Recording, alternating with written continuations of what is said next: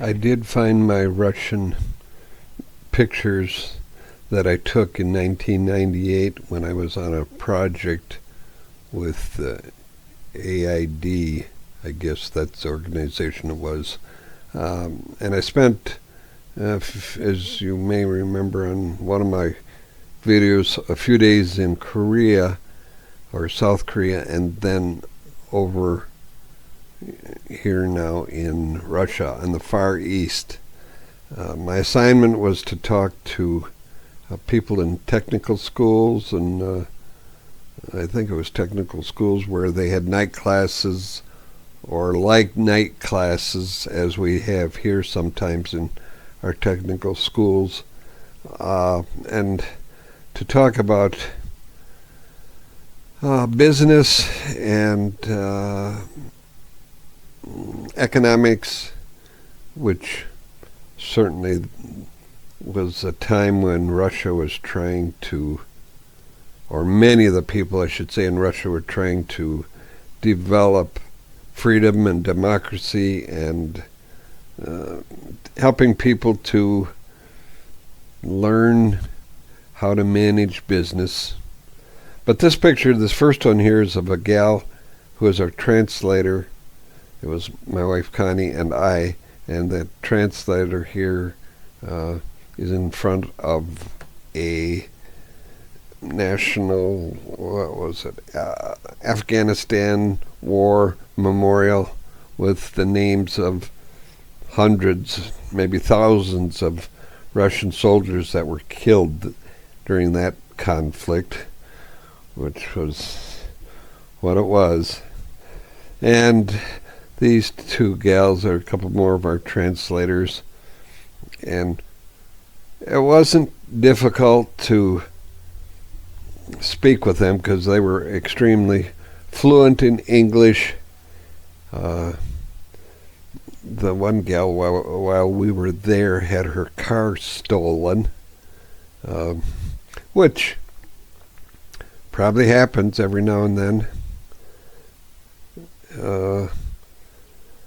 I flew into the city of Khabarovsk, I believe that's how you pronounce it, and it was on a day when, looking out the airplane windows, you could see smoke, and at that time there was a fire that covered probably millions of acres in their tundra or whatever. It was pretty dry that year. But this is just one of the classes that I was assigned to. I think that's my translator in the background. Also here is a translator in the background. I probably had not less than 6 translators over the time I was there. Maybe it was I needed so many because I was probably so hard to understand, or they wanted me to make sure I understood what they were saying. It was a fun project, fun thing to do, and it was an emerging time for Russia, but as you know, things have fallen back into the, what would you call it, the disarray of the way things are done there. One of the ladies who was a translator, I don't know, she's kind of blurry, but no, she wasn't a translator. She was teaching English at that particular school. These were some of the students, and as I said, it was a lot of fun talking with them and interacting, because most of people associating or going to Russia go to the major city of Moscow, but this Sakhalin Island is between Japan and the Soviet Union, or Japan and Russia, and it's known for wood or lumber, I guess, somewhat. Maybe there's oil wells off in the ocean there too. Some of these students that were in this class or these classes were studying English because their goal was to become interpreters. And English as a universal language, it's not the majority of the people in the world that speak English, but English is the universal because it's spoken all over. I should say in most places, maybe not all over, but in most places for communication. I think airlines too, and business and economics. So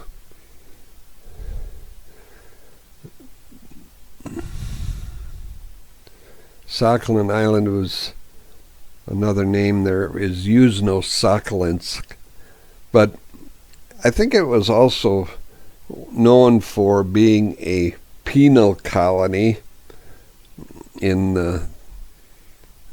maybe 100 years ago, in the 1930s and 40s.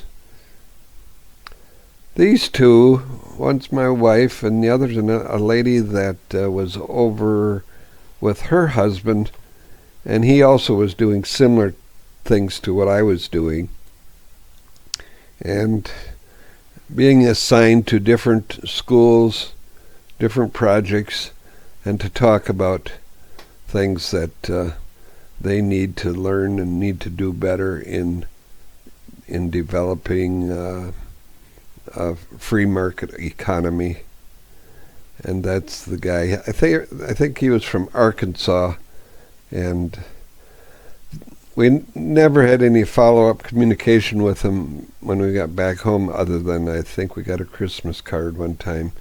He and I think they both were retired, and as I said, they were from Arkansas. They were a lot of fun to be with as well, because we could communicate with each other in having the same background. This is a motel room, I think one of them that we stayed at. Food was great. I don't even remember what all we had, but I know it was great.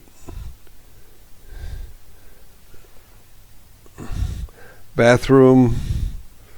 So this is a view looking outside of our motel room. The weather was pretty dismal, I guess. Cloudy, overcast, kind of rainy.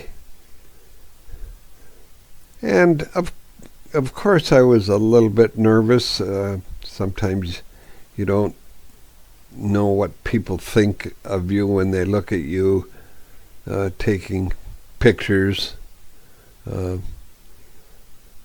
wondering why you're taking pictures of whatever you take a picture of. It was kind of, I think this may have been near a big farm, collective farm. They had those over there, and I don't know how well they were run, but when it's a collective farm without any anything other than you're working for somebody else or working for the organization that may not benefit you much, but who knows.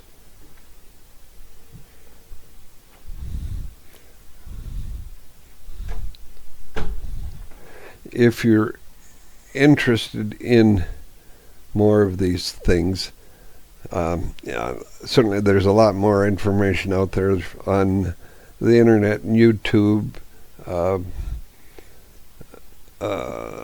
But if you're interested in reading, probably the best book to read would be one by Alexander Solzhenitsyn called The Gulag Archipelago. And I think you can even listen to it online, and it was, oh, it helps you understand a lot of the not too long ago history of things that were going on in that part of the world. This was at one of the restaurants we happened to be at, and I think that Connie and I were the only two customers there because of the reason I don't know. I can only make guesses as things were changing. And that's the way it was in the 90s. Things changed very rapidly. This is another one of the places we visited. These were another group of ladies that worked at the office that we were assigned to. They were well versed in English. And at that time, I think there was other projects located in the far east of Russia. And as I said, I had different classes that I was assigned to, and they were fun because they asked me questions, and I could, I think, generally work my way through them. Talking about economics, they want to know economic ratios, but there's other things that are probably much more important than the ratios of that are associated with the business or with economics. This guy who was one who had lots of questions. That's why he is there. Looking out motel window or hotel windows, typical of buildings, and it's the rain. It was maybe the rainy season, or I think it was I don't remember now if it was the late spring or early fall when we were there. I think it was the early fall. And that's me when I was slimmer. I gave my hat to the taxi cab driver.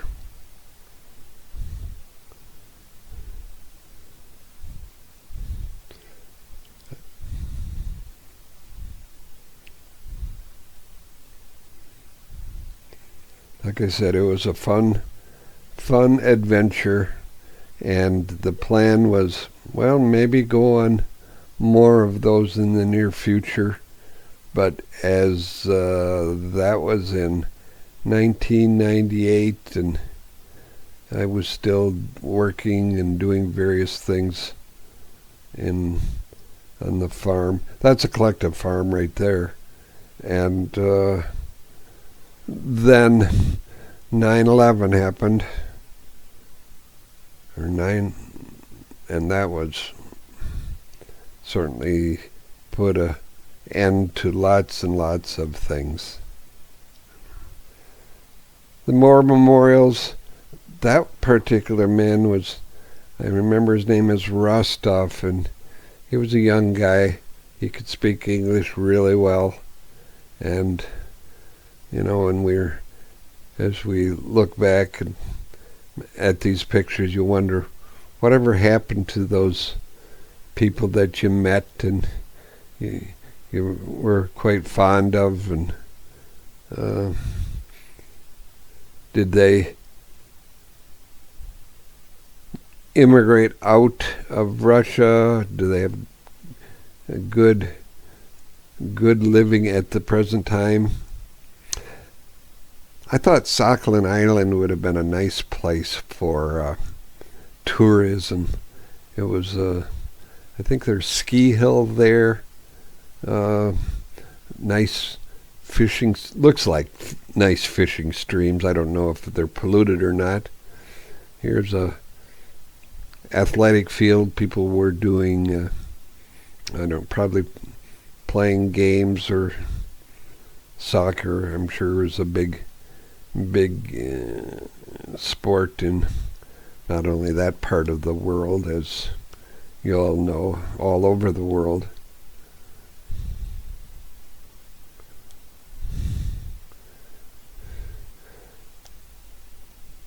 And here they are, the guys just warming up for the big event.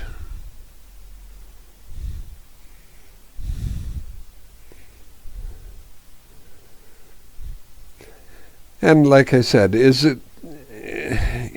I nervous or scared? Well, a little bit nervous, but Connie was with me, so that certainly helped.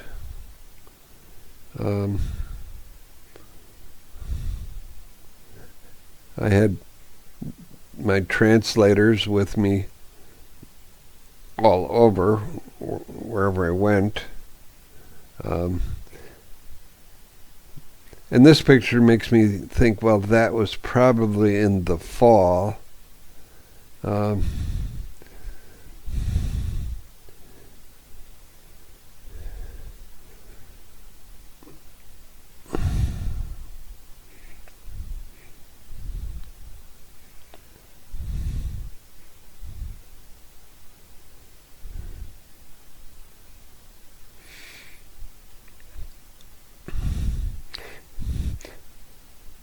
And again, as in my other videos, or I should say photos that I had taken, it was generally not enough.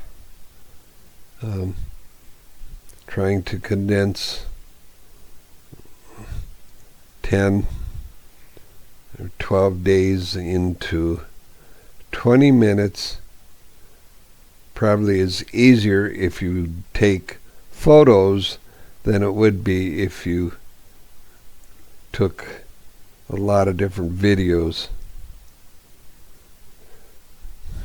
When you have to, with your videos, you're cutting and editing out a lot of things that you do not want.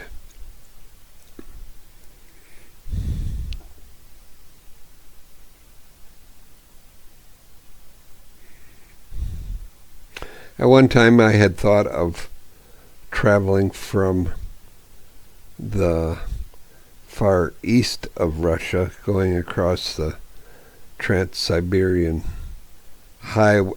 railway, but I see that you can see YouTube videos of that, and that takes like 7 days, and I don't know how much it would cost. I imagine probably a couple $1,000, maybe not, but as you may know, the Russia in itself is, I think it covers 12 time changes or 12 time zones. This was one of the classes that I talked about with people in small businesses, and that was just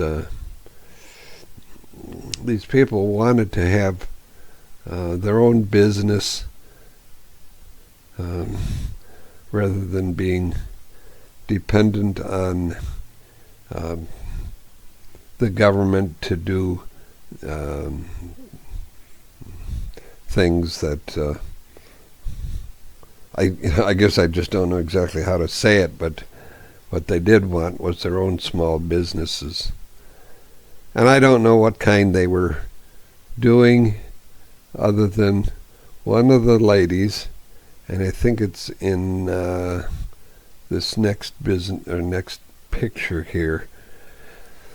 She was already had her small business because she was a baker, or she was making bread and making rolls, or these, I don't know if they call them balimas or something like that, that she was making them and bringing them to the class to sell, and they were quite good. We had a couple, and